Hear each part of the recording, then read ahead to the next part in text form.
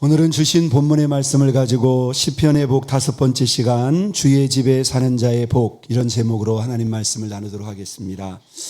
자, 복습을 한번 하고 가겠습니다. 하나님께서 시편의 기자들을 통해서 우리에게 제시하고 있는 참된 복의 사람은 누구일까요? 자, 무엇을 멀리하고 무엇을 사랑하는 자입니까?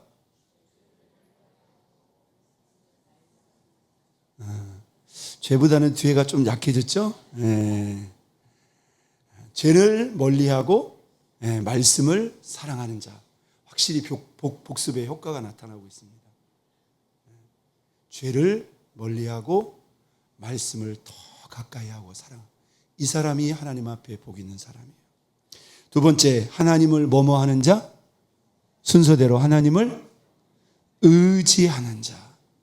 하나님을 나의 도움, 나의 방패 삼고, 형식적인 게 아닙니다. 진심으로 하나님을 의지하는 자. 하나님이 그 사람과 함께 하셔서 그 사람에게 복을 주신다고 했습니다. 세 번째, 하나님을 뭐뭐하는 자?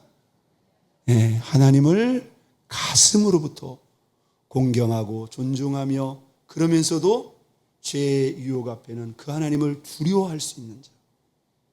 하나님이 그 사람과 함께 하시고 그 사람에게 복을 주신대요.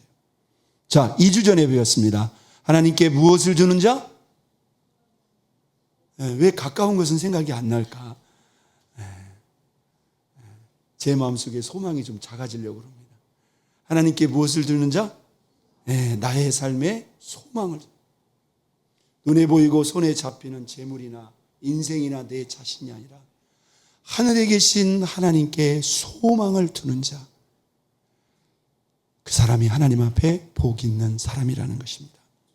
여러분, 이 시편의 이 복은요, 일관성 있는 특징이 있어요. 자, 하나님이 주시는 이 복의 사람들은 어떤 일관성 있는 특징이 있을까요? 이 시편의 복이 다 누구와의 관계? 하나님과의 관계를 말하고 있고요. 하나님과의 친밀한 관계, 죄를 멀리하고 말씀을 사랑함으로, 주님을 의지함으로, 주님을 경외함으로, 하나님께 소망을 둠으로 하나님과의 관계가 가깝고 친밀한 사람은 하나님이 늘 함께 하시기 때문에 하나님의 복이 자연스럽게 철을 따라 여러분에게 흘러간다는 거예요. 자, 오늘은 시편의 5번째 복, 주의 집에 사는 자가 복이 있다는 것입니다.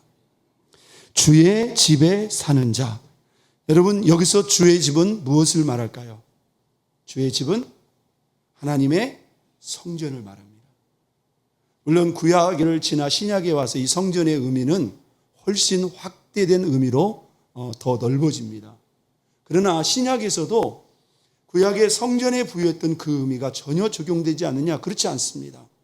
여러분, 우리 예수님이 성전에 가셔서 그 성전을 보고 뭐라고 말씀했어요? 이 집은 만민이 기도하는 집이고 내 아버지 집으로 강도의 구려를 만들지 말라. 우리 예수님이 당신의 입을 열어서 하나님의 성전을 내 아버지 집이라고 했습니다. 여러분, 이 성전 자체가 우리에게 어떤 하나님의 은혜를 가져다 주는 것은 아닙니다. 왜 하나님은 구약으로부터 신약에 이르기까지 이 성전에 대해서 이런 구별된 점을 강조하실까요? 바로 우리가 이 공간을 모든 성도들과 더불어 예배 드리는 장소로 구별했기 때문입니다. 아멘. 이 공간 자체가, 이 건물 자체가 우리에게 은혜를 주신 건 아니지만 하나님이 이곳에서 우리가 예배할 때 우리를 만나주시고 우리와 교제하시겠다고 약속하셨기 때문입니다. 오늘 시편 84편 4절에 시인은 이렇게 말합니다. 주의 집에 뭐하는 자? 사는 자들이 뭐가 있다? 복이 있나니 그들이 항상 주를 찬송하리이다. 할렐루야. 자, 주의 집에 사는 자들은 누구일까요? 저와 여러분들은 적어도 주의 집을 출입하는 자들이죠. 주의 집에 사는 자들, 그 사람이 하나님과 가장 가깝고 친밀한 사람이고 그 사람에게 하나님의 복이 있다는 거예요. 여러분, 누가 주의 집에 사는 자들일까요? 사실 이 말씀은 구약의 관점에서 보면 약간의 한계가 있는 그런 해석이 작용될 수 있습니다. 예를 들면 구약의 일반 성도들 같은 경우는 사실 하나님의 집 성소 자체에 들어갈 수가 없었습니다. 그들이 갈 수 있는 영역은 주의 뜰 정도예요. 구약으로 말한다면 주의 집에 살 수 있는 자는 지극히 제한되어 있습니다. 누구죠? 제사장들이나 레위인들입니다. 사실 그들도 출입할 뿐이지 거기서 산다는 개념은 아니었어요. 여러분, 여기서 우리 하나님께서 이 시인이 말하고 있는 이 주의 집에 사는 자들은 누구를 말할까요? 이게 단순히 공간적인 개념일까요? 아닙니다. 마치 성전을 내 집처럼 느끼고 내 집처럼 사랑하며 내 집처럼 가까이 하면서 그 성전에서 특심으로 하나님을 잘 예배하는, 하나님 앞에 참된 예배자를 두고 하는 말입니다. 여러분, 구약의 제사장들 중에서도 평생 성전 안에서 제사의 일을 했지만 과연 그들이 제사장이고 레위인이었기 때문에 다 복 있는 사람이었습니까? 아닙니다. 이건 공간적인 개념이 아니라 하나님과의 관계적인 개념이에요. 물론 우리가 성전에 많이 있을수록, 많이 올수록 그분과 가까워질 가능성이 많은 것은 사실입니다. 단 무엇을 전제로 하는 거예요? 그 성전에서 예배다운 예배, 온 마음과 정성으로 하나님을 예배할 때 그렇게 많이 드리는 예배, 그렇게 많이 성전을 드나드는 그 예배가 참된 예배자이겠죠. 예를 든다면 엘리의 제사장 두 아들 홈니와 피니하스, 그들은 성소에서 사는 자들이었지만 패역하고 악한 자들이었습니다. 여러분, 그들이 패역하고 악한 자인데 성소 안에 살았다는 이유만으로 하나님 앞에 복된 자가 될 수 있을까요? 아닙니다. 예수님이 오셨을 때 바리새인들, 그들은 외적으로는 완벽한 신앙이었습니다. 흠잡을 데가 없었습니다. 모든 사람들이 이분들처럼 신앙생활을 하라고 합니다. 그러나 그들의 신앙은 진실이 아니라 외식이었다는 거예요. 예수님이 그들의 그 외식의 신앙을 아주 신랄하게 책망했습니다. 왜 그렇습니까? 그들의 몸은, 그들은 공간적으로는 늘 성전 주변 안에 있었지만 그들은 진심의 예배자가 아니었기 때문입니다. 저는 오늘 주의 집에 사는 자의 복이라는 이 제목을 통해서 저와 여러분이 하나님의 성전에 사는 것처럼 진심으로 특심으로 하나님을 예배하는 자인가, 여러분 점검해보고 되돌아볼 수 있기를 원합니다. 여러분, 진짜 우리가 성전에서 예배할 때 하나님이 이 성전에서 복을 주실까요? 시편 128편 5절입니다. 여호와께서 어디에서, 시온에서 내게 복을 주실지어다. 여러분, 이 시온은 지역적으로 예루살렘 도시를 말합니다. 그러나 상징적으로는 그 예루살렘 중심에 있는 하나님의 성전을 말하는 것입니다. 여러분, 물론 하나님의 복은 여러분 가정, 여러분이 있는 모든 영역에서 하나님이 여러분들을 만나주시고 복을 주실 수 있어요. 그런데 왜 시온에서, 성전에서 복을 주신단 말입니까? 이것은 장소적인 개념이 아니라 우리가 정하고 함께 모여 예배할 때 하나님이 그 가운데 오신다는 것입니다. 우리를 만나주시고 우리에게 은혜 주시고 약속한 복을 바로 이 성소에서, 이 예배당에서 허락하시는 것을 여러분 믿으시기를 바랍니다. 시편 20편 2절의 시인은 또한 이렇게 말합니다. 성소에서 너를 보하시고 도와주시고 시온에서 너를 붙드시며. 우리가 이렇게 아버지의 집에 나와서 하나님 앞에 온 마음을 다해 중심을 다해 예배할 때 하나님이 저와 여러분들을 영육간에 도와주신다는 것입니다. 바로 이 순간, 예배하는 그 순간 하나님이 여러분들을 심적으로나 육적으로나 삶적으로나 도와주시고 붙드심을 여러분 믿으시기를 바랍니다. 하나님이 임재하시는 시간이요, 하나님이 우리를 만나주시는 시간이요, 하나님이 은혜 주시는 시간이요, 하나님이 복 주시는 시간, 바로 이것이 하나님의 성소가 된다는 거예요. 시편 90, 20 이어지는 3절 4절입니다. 오늘 이 본문의 시인은 바로 이렇게 말합니다. 내 모든 소재를 하나님께서 기억하신다. 내 번제를 받아주시기를 원하노라. 단 그 예배가 어떤 예배? 예배다운 예배라면 여러분, 우리의 모든 예배를 하나님이 기억하신대요. 우리가 일평생 드린 예배를 우리 하나님 다 기억하신대요. 우리는 기억 못합니다. 그러나 여러분들이 어떤 상황 가운데서 어떤 마음으로 예배했는지 하나님은 하나님과 우리와 함께한 시간들을 기억하신대요. 그리고 우리가 올려드린 그 번제, 그 제사를 받으신대요. 그러면 생각만 하고 받기만 하시는가? 자, 이 하반절에 하나님이 예배 가운데 성수해 주시는 복에 대해서 이렇게 말합니다. 그 예배 가운데 내 마음의 소원대로 뭐 하시고 허락하시고 너의 모든 계획을 이루어 주시기를 원하노라. 할렐루야. 하나님이 그것을 보증하시고 인치시고 바로 그것을 확증하시는 은혜로 이 은혜를 주신다는 거예요. 자, 시편 92편 12절에 보면요. 자, 이스라엘 백성들이 알고 있는 유명한 나무 가운데 종려나무, 백향목이 있습니다. 같이 읽어볼까요? 의인은 종려나무같이 번성하며 레바논의 백향목같이 성장하리로다. 여러분, 의인은 누구입니까? 이건 단순히 도덕적, 윤리적 개념이 아닙니다. 성경에 말하는 의인은 살아계신 하나님을 삶의 주권자로 인정하고 그 하나님을 경외함으로 그 하나님을 의지해서 살아가는 사람. 그들은 참된 예배자가 아니겠습니까? 그들의 신앙은 그들의 삶이 성장하는 데 무엇과 같다? 종려나무같이 번성한다. 레바논의 백향목같이 성장하리로다. 여러분, 종려나무를 아십니까? 이렇게 15m 이상 쭉 올라가서 이렇게 잎을 내고 열매를 맺습니다. 자, 그리고 놀랍게 성장하는 나무 가운데 백향목 나무가 있어요. 지금도 레바논의 거의 국가의 그러한 상징적인 나무이죠. 자, 이 종려나무 가지는 자, 크기도 크기지만 풍성한 열매를 상징합니다. 자, 이곳에 우리가 너무나 잘 알고 있는 그 대추 야자 열매가 여기서 맺혀지는 겁니다. 그래서 아주 풍성한 열매의 상징의 나무고 이 백향목 나무는 30m까지 자란다고 합니다. 그리고 그 나무 둘레가 큰 것은 10m가 넘는다고 합니다. 어떻게 이렇게 쑥쑥 자랄 수 있을까? 의인이 그와 같다는 거예요. 그런데 의인이 신앙이나 삶이 이렇게 성장할 수 있는 이유, 자, 하반절 보십시오. 이는, 그 이유는 있겠습니다. 어디에? 여호와의 집에 심겼으며 우리 하나님의 뜰 안에서 번성하리로다. 할렐루야. 네, 그렇습니다. 그들이 하나님의 집에, 여호와의 집에 심겼고 하나님의 뜰 안에서 번성하리로다.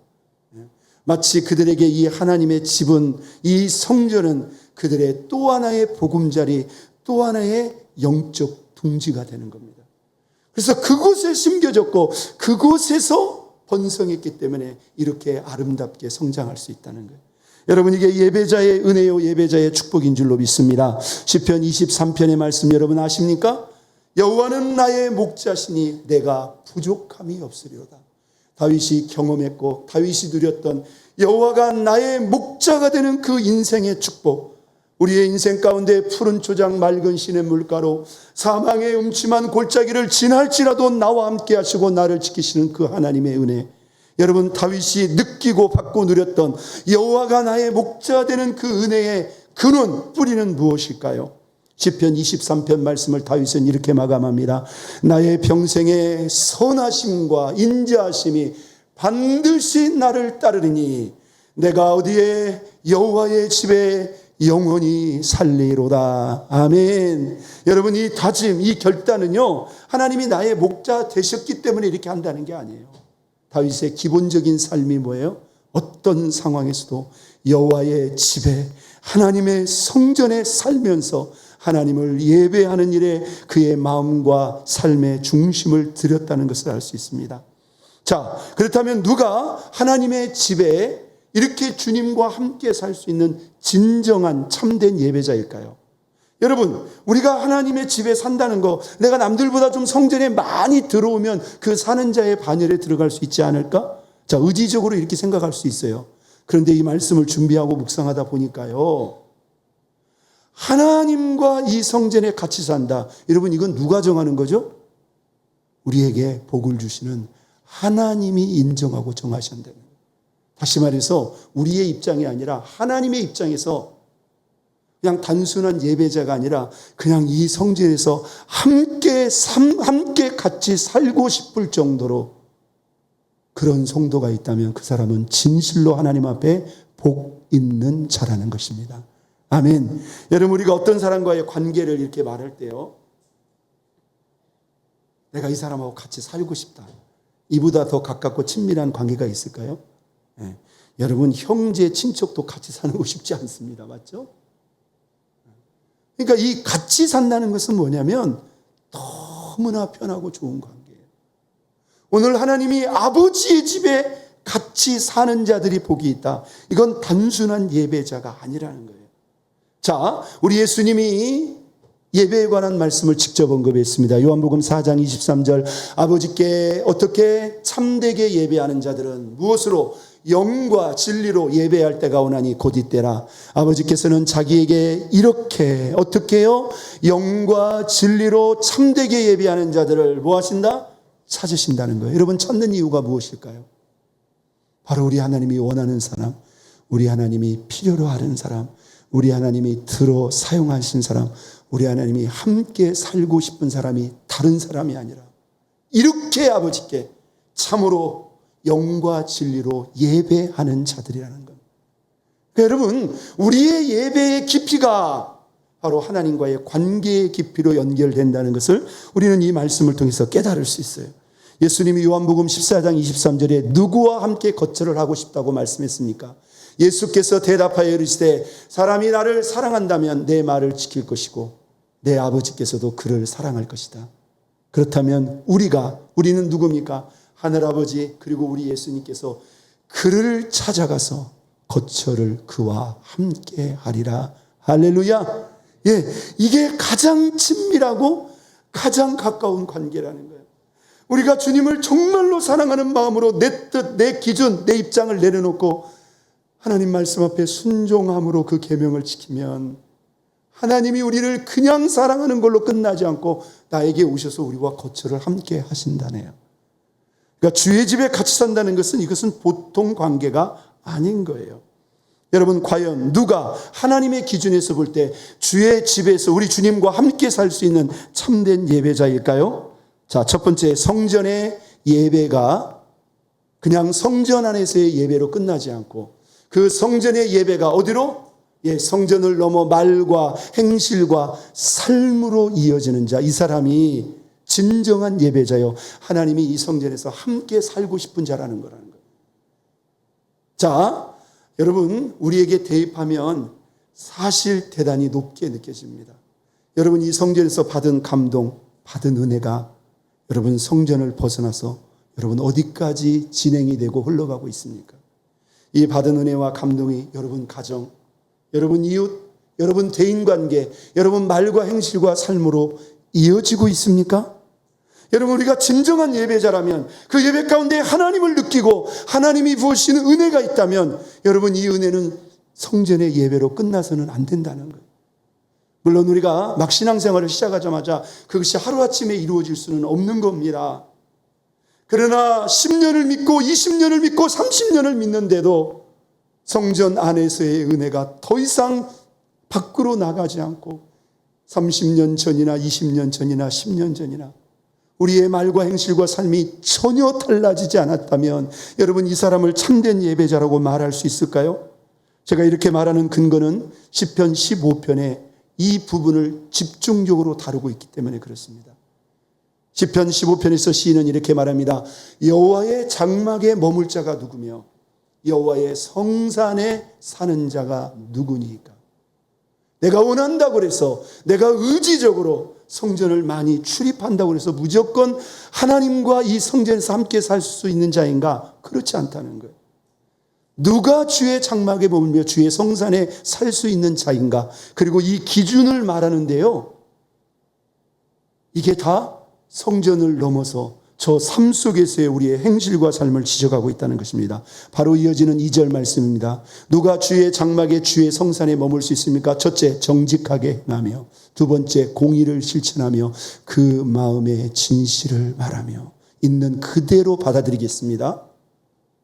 하나님이 우리에게 부으신 은혜가 정직한 행함, 공의의 실천, 그 마음의 진실을 그대로 말할 수 있다면 이 사람은 우리 하나님께서 이 성전에서 함께 살고 싶을 만큼 진정한 예배자라는 거예요.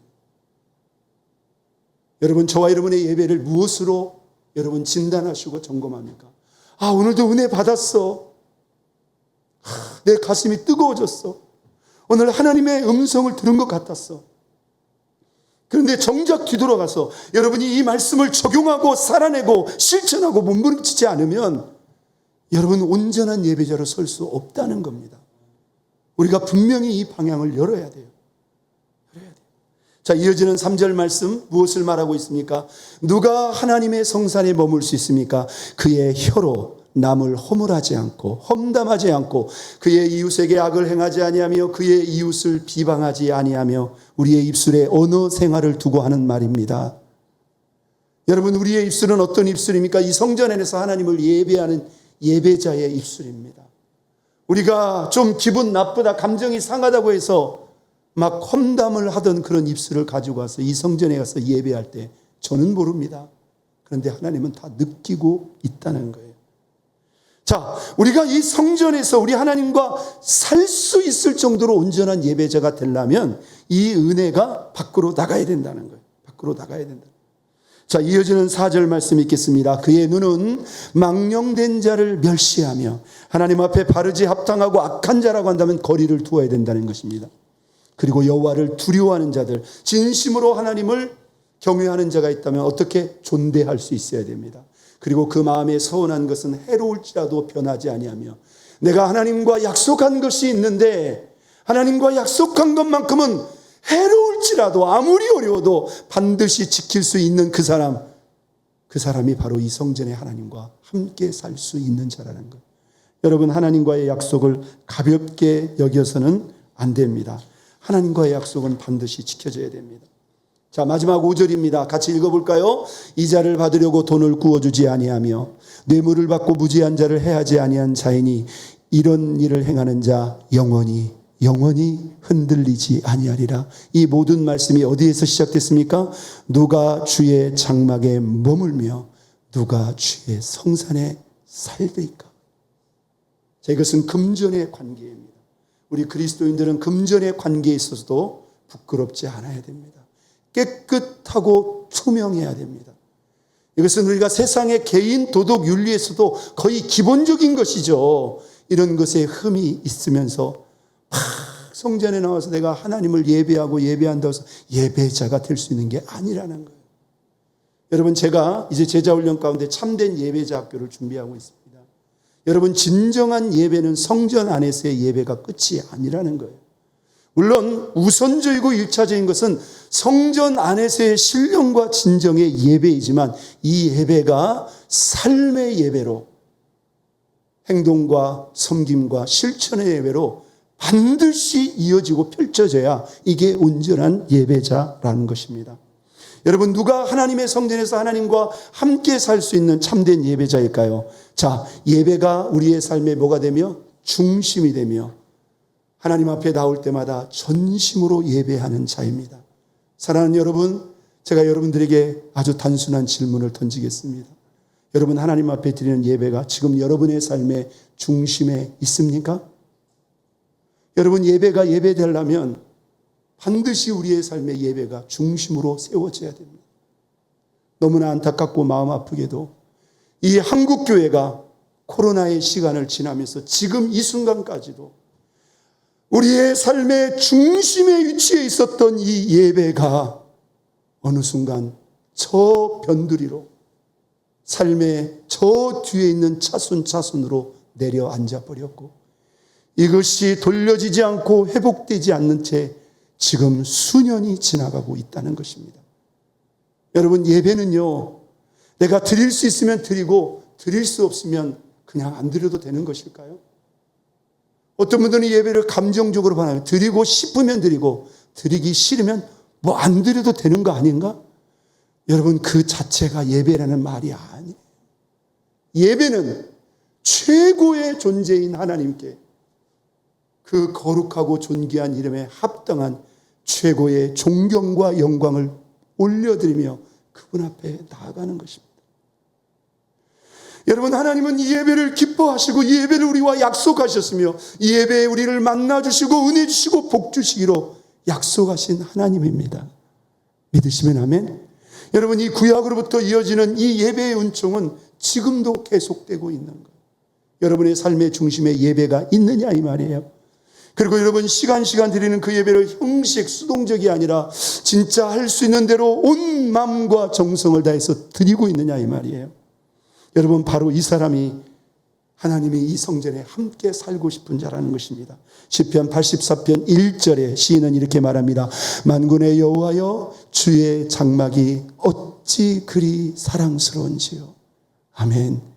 여러분, 이 표현 속에 하나님의 장막에 대한 그 절절한 사모함과 사랑이 숨어 있지 않습니까? 이게 어찌 그 장막 자체일까요? 그 장막에서 예배할 때 하나님이 나를 만나주시고 위로하고 힘주시고 은혜 주셨던 그 은혜를 알고 있는 자입니다. 여호와여, 주의 장막이 어찌 그리 사랑스러운지요. 84편 2절에 시인은 이렇게 말합니다. 내 영혼이 여호와의 궁정을 사모하여 쇠약하며 내 마음과 육체가 살아계시는 하나님께 부르짖나이다. 오늘 이 본문을 보면요, 지금 이 시인이 너무너무 하나님을 예배하고 싶은데 어떠한 이유로 인해서 하나님께 지금 나오지 못하는 거예요. 그래서 그 주의 궁정을 사모하다가 그의 마음이 쇠약해졌다는 것입니다. 쇠약해졌다. 이 똑같은 표현을 쉬운 성경에서는 내가 여호와의 성전들을 애타게 그리워하다가 쓰러질 지경이 되었나이다. 나의 온 몸과 온 마음으로 살아계신 주께 부르짖습니다. 아멘. 여러분, 우리가 예배를 드리고 싶다고 해서 항상 드릴 수 있는 것일까요? 여러분, 이것도 하나님이 허락하신 은총이라는 사실을 아십니까?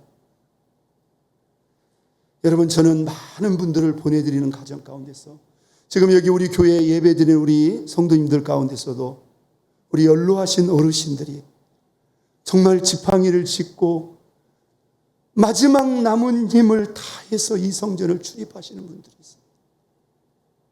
여러분, 그것조차도 하나님이 허락하셔야 돼요.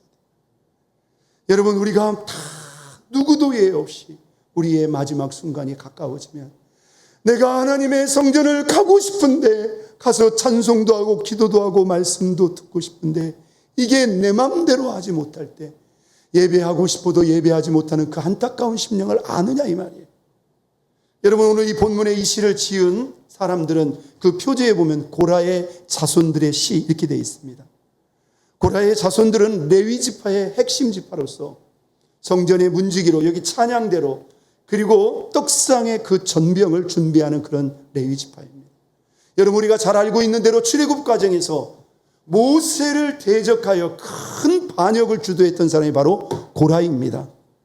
그리고 고라와 그 고라의 반역에 참여했던 사람들이 하나님이 땅을 갈라서 그들을 산채로 그 갈라진 땅에 매장시켜버린 아주 끔찍하고 무서운 사건입니다.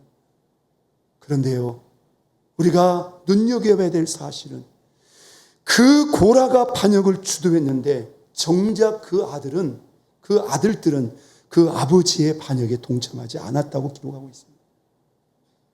아무리 아버지라도 이것은 분명히 잘못됐다는 것을 그 자식들이 분별한 거예요.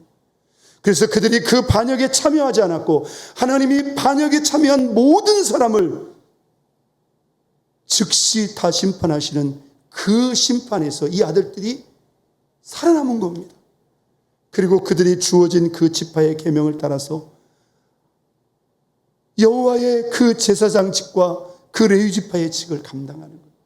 그러니까 아버지 고라의 그 사건을 이들은 큰 교훈 삼고 성전에 드나들 때마다 얼마나 하나님을 두려워하고 떨림으로 그렇게 하나님을 예배했는지 모릅니다. 오늘 이 본문의 삶 속에, 이 본문의 이 기록 속에 왜 이들이 하나님께 예배 드리고도 예배를 드리기를 원해도 드리지 못했는가? 두 가지 사건을 성서학자들은 추정합니다.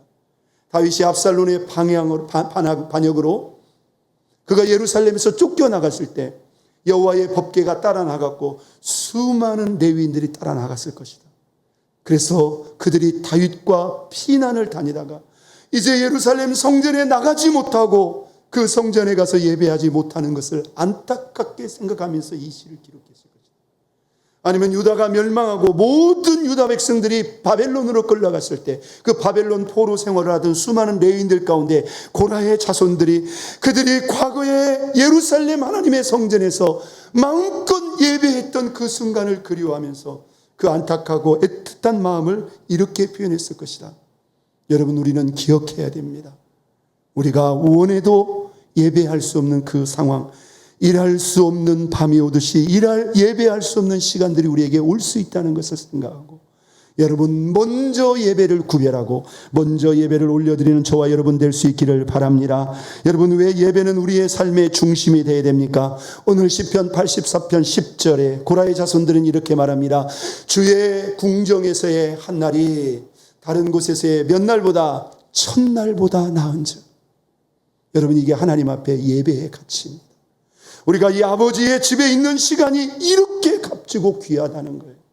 시간이 남아서 오는 시간이 아니라 우리의 삶 속에서 먼저 중심에 세고 구별해야 할 만큼 세상에서의 첫날보다 바로 이 아버지 집에서의 한 날이 더 귀하다면, 여러분, 우리가 주일을 그냥 적당히 보낼 날이 아니라는 거예요. 주일은 주님을 위한 날입니다. 여러분의 건강이 허락되는 한, 여러분이 무엇을 하든지 할 수 있든지, 여러분 예배도 당연히 드려야 되겠지만 작은 섬김이라도 주일날 주를 위해서, 아버지의 집을 위해서, 성도들을 위해서, 여러분 그 모든 헌신과 수고도 예배입니다. 하나님 앞에 올려드릴 수 있는 저와 여러분 될 수 있기를 주의 이름으로 축원드립니다. 시편 26편 8절, 여호와여 내가 주께서 계신 집과 주의 영광이 머무는 곳을 사랑하오니. 여러분, 가슴으로부터 고백 아닙니까? 이런 고백을 할 수 있는 사람, 당연히 예배가 삶의 중심에 있고요, 한 벌의 예배도 적당히 평범하게 드릴 수가 없는 것입니다. 시편 122편 1절에 한 시인은 이렇게 말합니다. 어떤 사람이 내게 말하기를 여호와의 집에 올라가자. 여러분, 여호와의 집에 올라가자는 말이 뭐예요? 우리 예배드리러 가자, 우리 하나님 성전에 가자. 그렇게 말을 할 때에 내가 뭐하였도다? 기뻐하였도다. 이건 즉흥적으로 나오는 반응이에요. 너가 하나님의 성전에 올라가자, 이런 말만 해도 내 마음이 밝아지고 너무나 좋은 거예요. 내가 하나님 앞에 가는구나. 여러분, 하나님은 이런 작은 마음 자세까지도 우리의 마음을 보신다는 거예요. 여러분이 결과적으로 여기 11시 반 이 예배에 앉아 있는 이것만 보는 게 아닙니다. 여러분이 여러분의 삶 속에서 이 몸된 교회 공동체와 약속한 그 모든 예배에 대해서 여러분들이 어떻게 생각하고 어떻게 구별하고 어떻게 반응하는지 하나님은 종합적으로 보신다는 거예요. 시편 5편 7절의 말씀입니다. 오직 나는 주의 풍성한 사랑을 힘입어 주의 집에 들어가 주를 경외함으로 성전을 향하여 뭐하리다? 예배하리이다. 할렐루야. 누가 하나님의 집에서 하나님과 함께 살 수 있는 자입니까? 삶의 중심에 예배를 세우고 시간마다 전심으로 온 마음으로 예배하는 자입니다. 여러분, 누가 하나님의 집에 하나님과 함께 거할 수 있는 자입니까? 바로 예배 중 하나님이 부어주시는 은혜를 가장 큰 힘과 만족으로 삼고 살아가는 자입니다. 여러분, 이 은혜가 있기 때문에, 이 힘이 있기 때문에 우리가 우리의 삶의 예배를 중심에 세우는 거예요. 오늘 고라의 자손들이 남긴 시편 84편 5절에 이런 귀한 말씀이 있습니다. 읽겠어요. 주께서 힘을 얻고 주께 힘을 얻고 그 마음에 무슨 대로? 시온의 대로가 있는 자는 복이 있나이다. 예배 중에 하나님이 부어주시는 그 힘으로 힘을 얻고 우리 마음속에 무슨 대로? 시온의 대로가 있는 자는 복이 있도다. 여러분, 이 시온의 대로가 뭘까요? 예루살렘을 향하여 가는 길, 바로 성전을 향하여 가는 길이 내 마음속에 대로가 열려있다. 활짝 열려있다는 것입니다. 이런 마음속에 하나님의 성전을 향해서 시온의 대로가 열려있는 사람, 이 사람의 삶의 중심이 바로 하나님과의 약속된 예배요, 바로 하나님이 이 사람에게 놀라운 힘과 은혜를 부어주시는 것을 여러분 믿으시기를 바랍니다. 시편 65편 4절 귀한 말씀입니다. 읽겠어요. 주께서 택하시고 가까이 오게 하사 주의 뜰에 살게 하신 사람은 복이 있나이다. 여러분, 오늘 주의 뜰, 주의 집에 사는 자를 누가 지명하고 선택하는지 잘 보세요. 자, 이 본문의 주체가 누구입니까? 주께서 오하사 택하시고 가까이 오게 하사 주의 뜰에 살게 하신 사람은 복이 있나이다. 저와 여러분이 원한다고 해서 되는 일이 아니라는 거예요. 이게 직분으로 되는 일도 아닙니다. 우리가 어떤 예배자이냐 이거예요.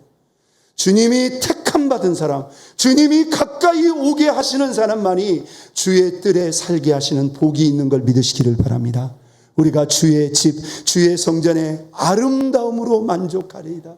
여러분, 하나님이 이 예배 가운데 우리의 영육 간의 모든 것을 다 부어주신다면 여러분, 우리에게 부족한 게 있을까요? 우리에게 불만족스러운 것이 있을까요? 여러분, 그만큼 이 예배, 하나님이 이 예배 가운데 우리에게 부으실 그 은혜는 크고 그 한계가 없다는 것입니다. 여러분, 다윗 왕이 남겼던 위대한 기록과 고백 가운데 누가 다윗에게 너에게 한 가지 소원이 있다면 그것이 무엇이냐라고 물을 때 다윗은 이렇게 고백했습니다. 같이 읽겠어요. 내가 여호와께 바라는 한 가지 일, 그것을 구하리니 곧 내가 내 평생에 어디에 여호와의 집에 살면서 여호와의 아름다움을 바라보며 그의 성전에서 사모하는 그것이라. 여러분, 이 다윗의 한 가지 소원이 저와 여러분의 단 한 가지 소원이 될 수 있다면 여러분은 진짜 예배자요, 하나님의 성전에서 아버지와 함께 살 수 있는 그런 복이 있는 자인 것을 믿으시기를 바랍니다. 자, 한 가지 소원이 다윗은 이거라고 했는데 도대체 저와 여러분에게 예배는 몇 번째 서 있는 소원이라 이 말이에요. 여러분, 다윗이 얼마나 많은 걸 가졌고 얼마나 많은 것을 누린 사람입니까? 그러나 다윗은 그 어떤 것보다도 내가 여호와의 집에 살면서 그의 아름다움을 바라보며 그 성전에서 하나님을 사모하는 것을 최고의 소원으로 여겼다는 거예요. 자, 이들에게 하나님이 어떤 복을 주실까요? 시편 36편 8절입니다. 그들이 주의 집에 있는 살찐 것으로 풍족할 것이라. 주께서 주의 복락의 강물을 마시게 하시리라. 할렐루야. 자, 제가 목회 현장 속에서 만났던 많은 장로님들 가운데 제가 익산에서 신흥교회를 10년 섬길 때 고 진희영 원로 장로님, 제가 10년 섬겼습니다. 제가 은퇴가 아니라 그때 그 사임하던 그 해에 제가 하나님 앞에 보내드리고 왔어요. 저는 참 목회 현장에서 이런 장로님들을 보면서 그런 생각을 했어요. 야, 하나님이 이 교회에 목회자만 세우고 목회자만 들어 사용하시는 게 아니구나. 이 기름 부으신 이 장로님들을 이 교회의 기둥처럼 세우셔서 이렇게 하나님의 교회를 지키고 세워가는구나. 전 제가 이분을 가까이 섬기면서요, 제가 물어봤어요. 장로님 삶 속에 뭐가 제일 기쁜 일입니까? 그분이 고백한 간증집에 나와요. 70년사에. 목사님, 나는 소득의 10의 1조를 띄어서 이걸 하나님께 드릴 때 그때가 제일 기쁘다는 거예요. 그리고 하나님 앞에 조금이라도 더 드릴 수 있을 때 그렇게 마음이 좋다는 거예요. 제가 이분들의 삶을 보면요, 참 제가 고개가 숙여져요. 권사님하고 날마다 싸우는 내용이 뭐냐? 전기불이라도 뭐라도 아끼고 전락해가지고 그걸 또 모아요. 막 자식들이 용돈 주고, 이분 부족한 분이 없는 분이에요. 자녀들이 다 잘 됐어요. 그래가지고요, 그 목돈을 모아가지고 그냥 막 하나님 앞에 드리는데 제가 옆에서 볼 때 이런 분도 있구나. 제가 보면 이 장로님은 완전히 이 교회가 당신 집이에요. 이 아버지의 집을 내가 죽을 때까지 지킨다는 그런 사명으로 하시는데요. 여러분, 이분은 하나님의 그 은혜와 복을 분명히 아신 분입니다. 할렐루야. 제가 이분의 간증을 왜 하느냐면은 이분이 이 심장에 큰 아픔, 심장에 큰 수술을 받으신, 집에다가 산소통을 놓고 위급할 때마다 호흡에 도움을 받아야 될 분입니다. 그런데도 수요일날 저녁마다 제가 이렇게 모시러 가면 꼭 아파트 앞에 나와야지. 문 열어드리고 타면 있잖아요. 이분이 차를 타자마자 이렇게 3, 4분을 막 헐떡거리고 있는 거예요. 제가 볼 때 얼마나 안쓰러운지 몰라요. 연세도 많이 되셨고, 제가 우리 장로님께 그래요. 장로님, 그렇게 힘드시면, 장로님 너무나 힘드신데 그냥 집에서 찬송하시고 기도하시고 그냥 말씀 보고 예배하시지 그러세요. 그럼 뭐라고 하는지 아세요? 목사님, 그런 소리 하지 마시라고. 내가 이렇게 조금이라도 움직일 수 있을 때 내가 하나님 앞에 1시간이라도 나가야지. 그렇지 않으면 내가 내 마음을 지킬 수가 없다고. 내가 내 믿음을 지킬 수가 없다고. 그래서 내가 죽을 정도로 아프지 않으면 나는 가려고 한다. 여러분, 이게 진짜 예배자 아닙니까? 아멘. 여기 우리 100세가 다 되신 우리 신영호 권사님도 여러분, 누가 부축하지 않으면 출입할 수 없어요. 아마 저 정도의 몸의 상태면 아마 대부분의 사람들이 신앙생활을 포기하고 그냥 집에서 영상으로 들은지 그렇게 할 겁니다. 우리 지금 영상으로 예배드리는 우리 성도님들도 마찬가지예요. 여러분들이 거동이 가능하시고 여러분이 건강이 허락되신 한 출입할 수 있는 때까지만이라도 여러분 하나님의 성전에 나와서 예배하는 것 그 자체가 은혜요 복인 것을 여러분 믿으시기를 바랍니다. 누가 주의 집에 사는 자의 복을 받고 누릴 수 있습니까? 우리의 예배와 부어주시는 은혜가 성전 안에서 멈추거나 갇히지 않고 삶의 말과 행실과 삶으로 이어질 수 있는 자입니다. 두 번째, 우리의 삶의 중심에 예배를 세우고 시간마다 전심과 온 마음으로 예배하는 자요, 하나님이 그 예배 가운데 부어주시는 은혜로 힘과 만족을 삼고 그 예배의 은혜로 살아가는 자입니다. 저와 여러분 모두가 이런 예배자 되어서 하나님이 인정하시고 이 성전에서 주의 집에 함께 사는 그 복의 주인공 될 수 있기를 예수님의 이름으로 축원드립니다. 하나님 아버지 은혜와 사랑을 감사합니다. 하나님, 오늘 누가 하나님 앞에 복 있는 자입니까? 하나님이 보실 때 이 성전에서 같이 살고 싶은 자, 이 성전에서 함께 거주하고 싶은 그 사람이 복이 있다고 그랬습니다. 하나님, 우리의 삶의 중심에 예배를 다시 돌려놓기를 원합니다. 아버지 하나님, 우리가 세상에서 아무리 수고하고 애쓴들 하나님의 움직임보다 빠를 수 있겠습니까? 먼저 예배를 구별하게 하시고 하나님 그 예배해 주시는 힘과 만족으로 살아가게 하시며 예배의 은혜가 성전에 갇히거나 멈추지 않고 삶으로 말과 행실로 이어지게 하여 주옵소서. 존귀하신 예수님의 이름으로 기도 올리옵나이다. 아멘.